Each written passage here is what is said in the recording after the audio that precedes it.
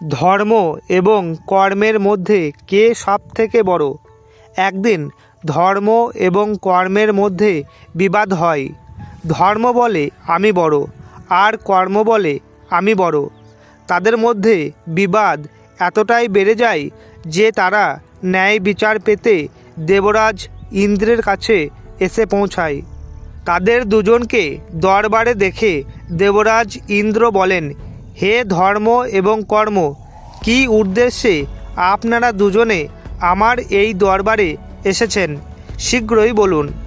তখন ধর্ম এবং কর্ম দুজনে বলে, হে দেবরাজ ইন্দ্র, আমাদের দুজনের মধ্যে বিবাদ হয়ে গেছে। এবার আপনি বিচার করুন, ধর্ম এবং কর্মের মধ্যে কে সব থেকে বড়? এমন প্রশ্ন শুনে দেবরাজ ইন্দ্র খুবই চিন্তায় পড়ে গেলেন।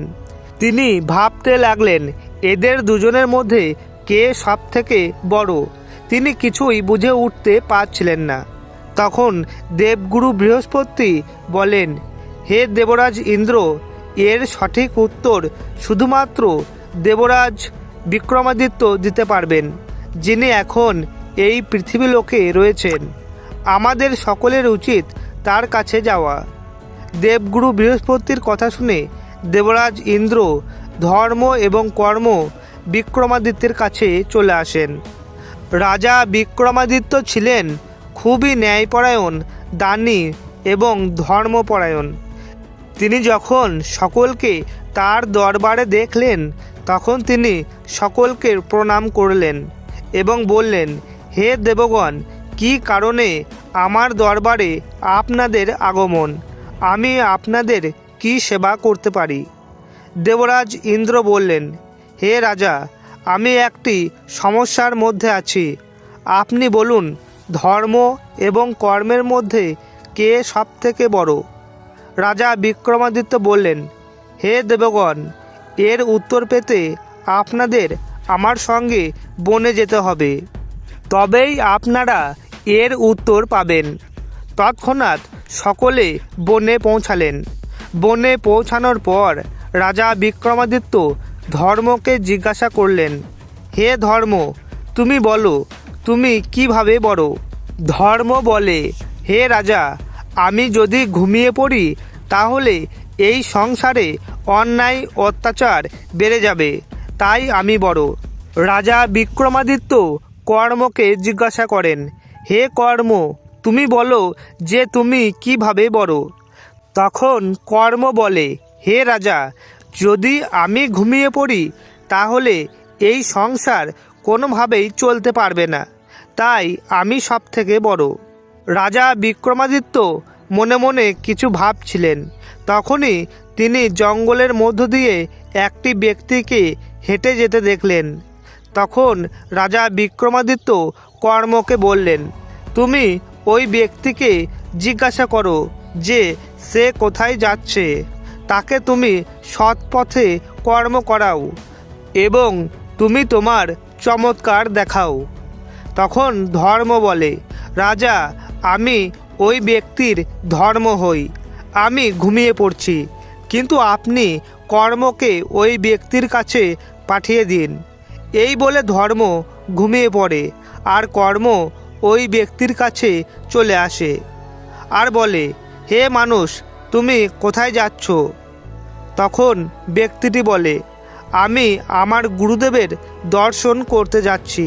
তখন কর্ম বলে, হে মানব, আমি আপনার কর্ম হই। চলো, আমিও তোমার সঙ্গে যাব, আর তুমি তোমার গুরুদেবের কাছে ভালো একটি বরদান চেয়ে নেবে। ওই ব্যক্তিটি খুবই খুশি হয়ে গেল আর গুরুদেবের দর্শন পাওয়ার জন্য ব্যাকুল হয়ে পড়ল। বন্ধুরা, ধর্ম ঘুমিয়ে পড়ায় ওই ব্যক্তির মধ্যে জ্ঞান ধীরে ধীরে কমতে থাকলো। ওই ব্যক্তি যখন গুরুদেবের আশ্রমে চলে আসে, তখন তিনি দেখেন গুরুদেব ঘোর তপস্যায় মগ্ন হয়ে আছেন। ওই ব্যক্তি গুরুদেবকে জাগানোর অনেক চেষ্টা করে, কিন্তু গুরুদেবের ধ্যান কোনো মতেই ভঙ্গ হচ্ছিল না, কারণ গুরুদেবের সাথে শুধুমাত্র কর্মই ছিল আর ধর্ম ঘুমিয়ে পড়েছিল। অনেক সময় পার হওয়ার পর যখন গুরুদেবের তপস্যা ভাঙছিল না, তখন ওই ব্যক্তিটি লাঠি দিয়ে গুরুদেবকে মারতে শুরু করে। ওই ব্যক্তিটি তার কর্ম করতে শুরু করে, কারণ ধর্ম ঘুমিয়ে পড়ছিল, যার ফলে কর্ম তার অত্যাচার ও হিংসায় পরিণত হয়। বন্ধুরা, ধর্ম যদি না থাকে কর্ম তো হবে, কিন্তু খারাপ কর্ম হবে। এরপর গুরুদেবের তপস্যা ভাঙলে তিনি দেখতে পান তার প্রিয় শিষ্য তাকে আঘাত করছে। এই দৃশ্য দেখে গুরুদেব খুবই রেগে যায় এবং তার প্রিয় শিষ্যকে অভিশাপ দিয়ে দেয় এবং বলে, তোর এই পশুর মতো আচরণ হওয়ায় তুই এখন গাধা হয়ে যা। তখন ওই ব্যক্তিটি গাধা হয়ে যায়। এরপর রাজা বিক্রমাদিত্য ধর্মকে জাগালেন এবং বললেন, তুমি যাও, তোমার চমৎকার দেখাও। ধর্ম তখনই ওই গুরুদেবের কাছে চলে আসে, যার ফলে গুরুদেবের ধর্মের জ্ঞান হলো। তখন গুরুদেব বুঝতে পারলেন যে তার দ্বারা অনেক বড় ভুল হয়ে গেছে। গুরুদেব খুবই দুঃখী হয়ে পড়লেন আর বললেন, হে প্রভু, এ আমি কি করলাম? আমি অজ্ঞানে আমার প্রিয় শিষ্যকে অভিশাপ দিলাম। বন্ধুরা, গাধারূপী ব্যক্তিটি তার বাড়ির কাছে চলে আসে। বাড়িতে এসে তিনি তার স্ত্রীর কাছে চলে যায়। এরপর তার স্ত্রীর ধর্মের জ্ঞান হওয়ায় তিনি বুঝতে পারলেন যে তার স্বামী বাড়ি আসতে চলেছে। ধর্মের জ্ঞান হওয়ায় তিনি আরও বুঝতে পারেন যে গুরুদেব তাকে অভিশাপ দিয়েছেন। কিছুক্ষণ পর ওই গাধারূপী ব্যক্তি তার বাড়িতে ফিরে আসে। এরপর গাধারূপী ব্যক্তি ও তার স্ত্রী গুরুদেবের কাছে চলে আসে, এসে বলে, গুরুদেব, আমাকে ক্ষমা করে দিন, আপনি আপনার অভিশাপ ফিরিয়ে নিন। তখন গুরুদেব বলে, হে কন্যা, আমি আমার অভিশাপ ফিরিয়ে নিতে পারি না, কিন্তু এর থেকে মুক্তির উপায় অবশ্যই বলতে পারি। যদি সে দেবরাজ ইন্দ্র এবং দেবগুরু বৃহস্পতির দর্শন করে তাহলে সে অবশ্যই মুক্ত হয়ে যাবে। তখন সেই কন্যা বলে, হে গুরুদেব, আমরা এখন দেবরাজ ইন্দ্র এবং দেবগুরু বৃহস্পতির দর্শন কোথায় পাব? তখন গুরুদেব তার তপবল দিয়ে দেখলেন এবং বললেন, হে কন্যা, তুমি এখনই রাজা বিক্রমাদিত্যের কাছে যাও, তারা ওখানেই আছেন। বন্ধুরা, ধর্মের প্রভাবে ওই কন্যা এবং গাধারূপী ব্যক্তিটি রাজা বিক্রমাদিত্যের কাছে চলে আসে। আর যখনই সে দেবরাজ ইন্দ্র এবং দেবগুরু বৃহস্পতির দর্শন করে তখনই ব্যক্তিটি গাধার রূপ থেকে মুক্তি পায়। এরপর রাজা বিক্রমাদিত্য বললেন, হে কর্ম, তুমি বড় নও। তুমি বড় তখনই হবে যখন তোমার সঙ্গে ধর্ম হবে, ন্যায় হবে, নীতি হবে।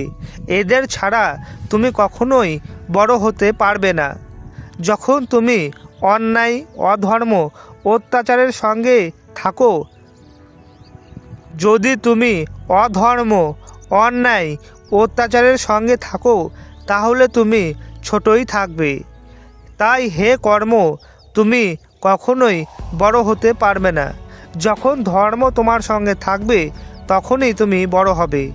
এর উত্তর পেয়ে ধর্ম এবং কর্ম দুজনেই খুশি হয়ে যায়।